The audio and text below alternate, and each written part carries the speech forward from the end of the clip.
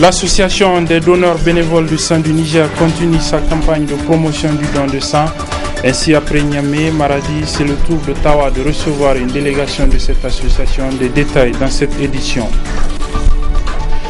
Et puis à la veille du match entre le Niger et la Namibie dans le cadre des éliminatoires de la Coupe d'Afrique des Nations 2017, l'entraîneur national a animé ce matin un point de presse pour faire le point sur les préparatifs de ce match entre le Niger et la Namibie. Des précisions également dans cette édition. Mesdames, Messieurs, bonsoir et bienvenue dans cette édition d'information sur la télévision Labari.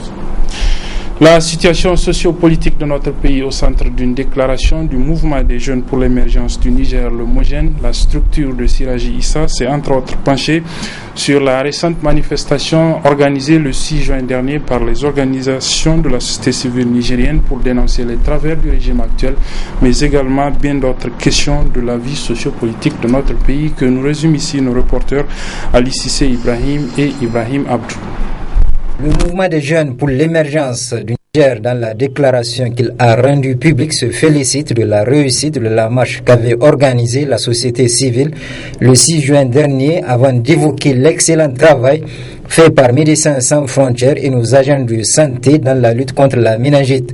Dans cette déclaration, il ressort également que le Niger fait face à une forme de colonialisme conjuguée au bradage de l'hôtel Gawai. En ce qui concerne les colonialistes, l'incarnation de la France-Afrique, Bolloré, nous exigeons tout simplement qu'il colle la paix au Niger. La société civile prendra toutes les dispositions pour faire ouvrir une enquête judiciaire à travers le parquet de Paris contre les activités qu'il mène ici au Niger. La liquidation rampante de l'hôtel Gawai en faveur d'un groupe dans le secteur ne passera pas, Inch'Allah. Qu'il n'en déplaise aux hauts responsables de tutelle que la société civile n'admettra jamais la suppression d'une source vitale pour l'État, les familles des travailleurs et les petits fournisseurs citoyens. En outre, le mouvement des jeunes pour l'émergence du Niger, par la voix de son président, fustige le comportement de nos gouvernants qui n'ont aucun égard relativement au respect des droits individuels. Ce régime a atteint la vitesse de croisière en matière d'atteinte aux droits de l'homme. Au regard de la féroce agressivité que vient de manifester un Hassoum Massoudou à 13 vis-à-vis des acteurs de la société civile, en l'occurrence le coordinateur du Rotab Ali Idrissa et Issa Garba, membre du Rotab, le MOJEN condamne avec la dernière énergie cette agression et tient comme seul et exclusif responsable de tout ce qui adviendrait sur ces derniers. Quoi qu'il en soit, cette hargne vis-à-vis de la société civile n'empêchera pas au MOJEN d'interpeller le président de la République afin qu'il fasse honneur à la démocratie en le remettant dans le main de la justice qui se doit de laver l'affront subi par le magistrat de l'exercice de leurs fonctions. Enfin, le mouvement des jeunes pour l'émergence du Niger dénonça aussi l'annulation du spécial A et B chez les enseignants, tout en condamnant le licenciement des travailleurs par Areva. L'association des donneurs bénévoles de sang du Niger a entamé une campagne de collecte donc de dons de sang. Après les localités de Niamey et Maradi, une délégation de cette association a séjourné jeudi dernier dans la ville de Tawa où elle a procédé donc à cette campagne de collecte de sang. Il faut noter que cette campagne est financée par l'ONG internationale Save the Children. On suit le reportage. 2 interventions ont marqué cette cérémonie de campagne de la sensibilisation et des plaidoyers dans le cadre de la promotion du don de sang organisé à Tawa par l'association des donneurs bénévoles de sang du Niger, ADBSN, avec le soutien de l'ONG internationale Save the Children. D'abord, l'intervention du président national de cette association qui a fait la genèse de l'historique de l'ADBSN.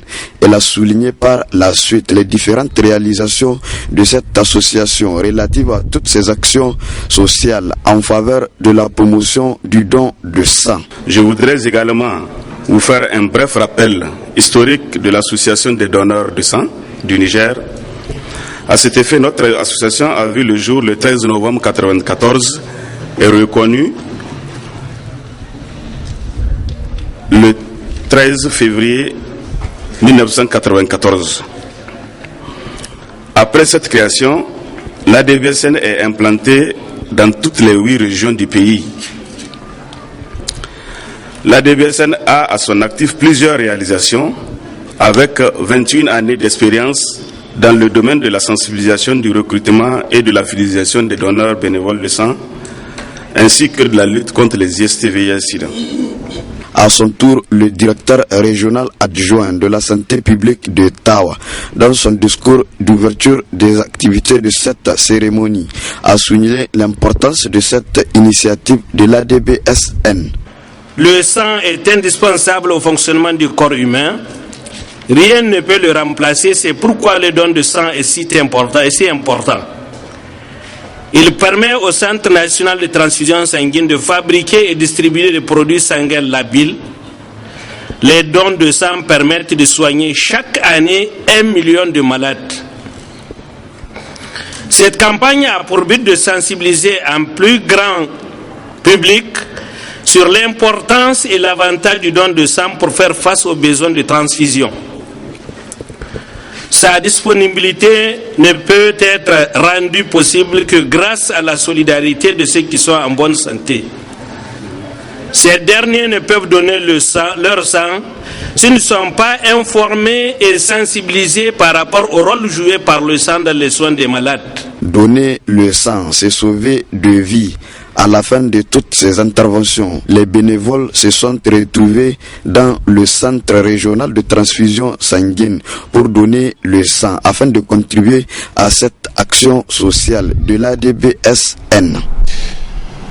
Les 5 jeunes Nigériens qui prendront part cette année au programme YALI, le Young African Leadership Initiative du président américain Barack Obama, ont été présentés hier soir au cours d'un dîner offert par l'ambassade des États-Unis d'Amérique au Niger. Ce programme YALI est une initiative du président américain Barack Obama pour promouvoir l'entrepreneuriat des jeunes africains. Ces 5 jeunes Nigériens vont aux côtés de près de 500 autres jeunes africains séjourner donc aux États-Unis d'Amérique. Le point sur la présentation de ces 5 Nigériens qui vont prendre part à l'édition 2015 du YALI avec nos reporters Aboubakar Souley et Michel Deji. Ils sont au nombre de 7 jeunes entrepreneurs nigériens à bénéficier cette année de ce prestigieux programme initié depuis 2010 par le président américain Barack Obama. Chers jeunes leaders, nous sommes très fiers de vous. Nous vous souhaitons tout le meilleur dans vos efforts honorables. Les États-Unis croient fermement aux capacités de la jeunesse nigérienne et prennent les mesures nécessaires pour leur offrir la formation dont ils ont besoin pour mieux servir leur pays et leur communauté. Au cours de leur séjour aux États-Unis, ces jeunes leaders vont passer 6 semaines de formation avant de rencontrer le grand leader américain Barack Obama. C'est une impression de joie immense, c'est indescriptible. Et c'est un sentiment aussi d'honneur puisque nous serons les ambassadeurs du Niger aux États-Unis. Et c'est une grande opportunité qui nous est offerte. C'est une grande joie. C'est une grande fierté pour moi de faire partie de cette famille d'YALI. Et je pense aussi que c'est un honneur pour la jeunesse nigérienne. C'est une grande opportunité que Obama est en train de donner à l'Afrique, à la jeunesse africaine, pour faire émerger du leadership, du vrai leadership qui va faire changer l'Afrique, qui va faire en sorte qu'il y ait plus de fraternité entre l'Afrique et les États-Unis et même entre les différentes parties du monde à travers leur jeunesse. Notons qu'au cours de cette soirée, des certificats de participation ont été également remis à plusieurs jeunes leaders nigériens ayant participé à un atelier organisé par le Centre culturel américain du 9 au 12 juin dernier sur le thème « Être un leader efficace ». Les comités provisoires de gestion des 9 fédérations sportives auxquelles le ministère de la Jeunesse et des Sports a retiré, vous le savez, en janvier dernier, sa délégation de pouvoir, sont en assemblée générale extraordinaire depuis ce matin au niveau de l'Académie des arts martiaux de Niamey. Ces assemblées générales extraordinaires vont permettre à ces comités d'adopter les statuts et règlements intérieurs des futures fédérations sportives. L'ouverture des assises de ces assemblées générales a été présidée par le ministre en charge des sports, Abdelkarim Damalam, comme nous le rapporte Ibrahim Abdou et Adamou Soumana. Ce conclave réunissant autour du ministre en charge des sports, les membres des clubs, districts, comités départementaux et ligues régionales vise à adopter des statuts et règlements intérieurs des futures fédérations sportives. Une rencontre qui va sans nul doute mettre fin au retrait et la délégation de pouvoir aux fédérations sportives, à savoir celles du basket, du cyclisme, d'escrime, de judo, de taekwondo, de karaté, du tennis de table, de sport nautique et de tir à l'arc. Ce processus, entamé il y a de cela 6 mois, connaîtra son aboutissement dans quelques semaines, Inch'Allah, avec l'élection de nouveaux comités exécutifs à la tête de chacune des 9 fédérations sportives nationales. Vous auriez ainsi, Monsieur le ministre, parcouru une bonne partie du chemin menant vers l'amélioration de la gouvernance au sein de nos instances sportives. Ainsi, par la présente, le ministère en charge des sports entend juguler les crises au sein des différentes fédérations pour un essor de ces disciplines sportives. L'objectif de mon département ministériel est de doter ces fédérations de textes de qualité, synonyme d'une bonne gouvernance au niveau de leur structure dirigeante. C'est pourquoi les textes régissant l'ensemble des fédérations sportives nationales doivent être conformes aux 10 statuts. La mise en conformité des statuts des fédérations sportives nationales au statut type peut servir de premier verrou pouvant empêcher de nombreux écarts qui transparaissent dans la gouvernance de ces structures.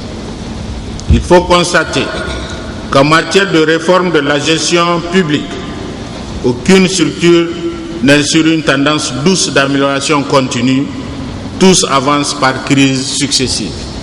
Mesdames et messieurs, ces assises verront nécessairement leurs recommandations les plus pertinentes transformées en actes formels de décision. Il s'agit là d'une garantie.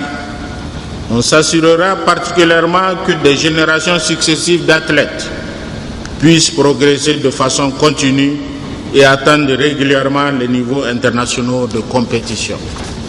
Gageons que les recommandations qui seront issues de cette rencontre permettront de mieux gérer le monde sportif nigérien. Dans le cadre des éliminatoires de la Coupe d'Afrique des Nations 2017 qui se tiendra au Gabon, l'équipe nationale de football de notre pays, le MENA national, va donc affronter demain, dimanche 14 juin, dans l'après-midi au stade général Séni Kountié de Niamey, l'équipe nationale de Namibie. C'est donc un match comptant pour les éliminatoires de la CAN 2017 au Gabon. À la veille donc de cette rencontre, le sélectionneur national François Zaï a animé ce matin une conférence de presse pour faire le point des préparatifs au niveau de l'équipe nationale de football. Le résumé avec nos reporters Ibrahim Abdou et Adamou Soumana. Cette sortie médiatique du tout nouveau sélectionneur national, l'Ivoirien François Zaï, intervient à 24 heures de la première sortie du 11 national le MENA dans le cadre de la première journée des éliminatoires de la CAN 2017. Une rencontre qui vise à échanger avec les hommes des médias sur les préparatifs de cette Coupe d'Afrique pour le Niger et les conditions dans lesquelles le sélectionneur a accepté de prendre l'équipe nationale. J'ai vu effectivement qu'il y avait de la qualité, il y a beaucoup de talent. Il y avait aussi beaucoup de choses à parfaire, mais ce qui est intéressant, c'est l'état d'esprit. J'ai trouvé un état d'esprit très, très, très réceptif. Des joueurs qui étaient prêts à progresser, les entraîneurs qui vraiment travaillaient, même dans des conditions très difficiles, mais qui vraiment donnent 120%. J'avais une fédération avec des personnes qui avaient une volonté d'amener l'équipe très haute. J'ai vu aussi un public très passionné, très, très passionné. Voilà, donc c'est vrai qu'il y a des ingrédients vraiment pour faire de l'excellent travail. A noter que la première rencontre du MENA l'opposera au Namibien, une équipe face à laquelle François Zaï entend jouer la carte de la prudence. J'ai vu un peu le dernier tournoi qu'ils ont fait. Bon, j'ai vu les buts qu'ils marquaient. C'est une équipe aussi très très homogène, où il n'y a pas de joueurs stars qui se dégagent, donc c'est des groupes très dangereux. Il y a des équipes, quand ils arrivent ici, quand tu joues ces genres de matchs, quand tu gagnes, on dit c'est normal, parce que c'est la Namibie, et c'est des matchs pièges vraiment. Donc moi j'ai dit à mes gars effectivement d'être très très concentré, d'être très très solidaire. qu'il n'y a vraiment pas de match facile. Ça, c'est des rêves. Moi, je ne peux pas promettre aux gens la victoire. Je peux promettre qu'on va donner notre maximum. Parce que un match de football se joue sur le terrain et le résultat n'est connu qu'à la fin. Je ne suis pas quelqu'un qui promet des choses. Ce que je peux promettre, c'est qu'on donne notre maximum, qu'on respecte l'équipe. C'est une équipe qui viendra ici avec une volonté de nous battre. Nous, on est chez nous à la maison. Il va falloir qu'on leur montre aussi que la victoire, on la veut. Et c'est à la fin des 90 minutes ou à la 95 minutes qu'on saura vraiment qui de cette équipe a vraiment voulu la victoire. Rendez-vous alors le dimanche 14 juin à 16h30 au stade général Séni Kountché pour cette rencontre footballistique afin d'apporter tout notre soutien sans faille à l'équipe nationale, le MENA, dans cette grande compétition continentale. Refermons cette édition avec cette fête scolaire au niveau du complexe scolaire privé Ecodi qui a donc fêté ce matin la fête scolaire. Élèves, parents d'élèves et enseignants se sont retrouvés pour célébrer donc cette fin d'année académique. Sadou Doumi et Nafissa Adamou Sirfo pour le compte rendu.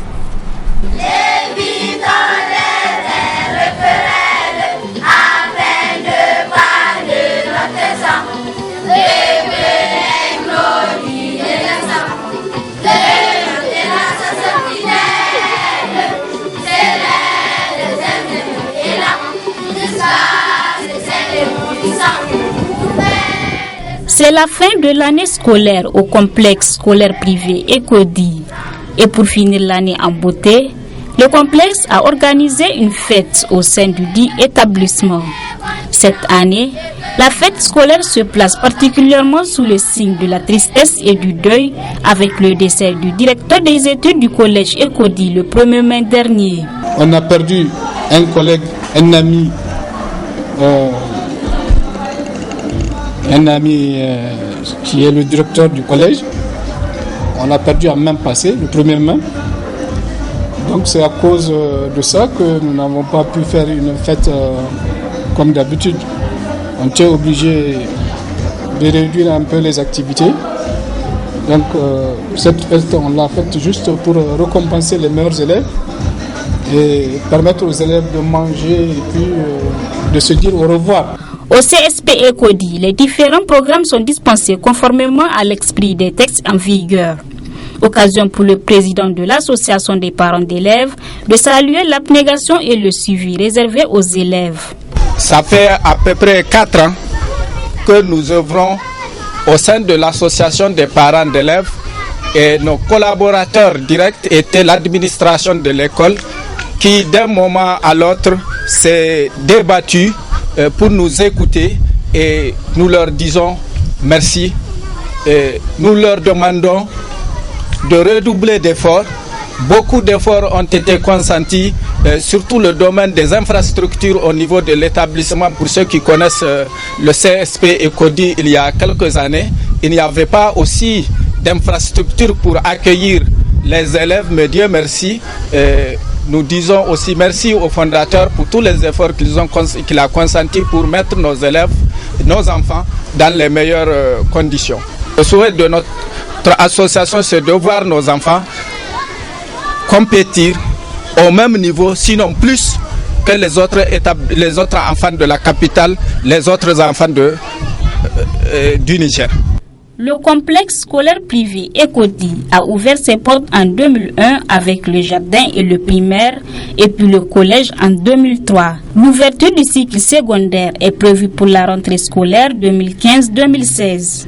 Dans le souci de motiver les élèves à étudier davantage. Voilà, c'est la fin de cette édition, mesdames, messieurs. Merci de l'avoir suivi. Les programmes se poursuivent sur la télévision Labari. Au revoir.